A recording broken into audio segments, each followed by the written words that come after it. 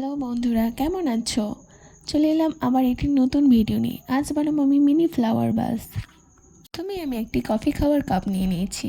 সেটিকে সুন্দর করে রং করে নেওয়ার পর আমরা মার্কার দিয়ে কিছু ডিজাইন করে নিচ্ছি।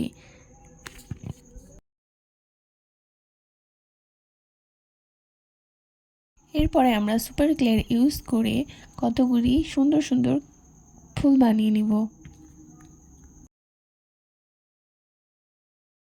ভেবেছিলাম টিউলিপ বানাবো, কিন্তু টিউলিপের বদলে এ কি অন্য ফুলই হয়ে গেছে।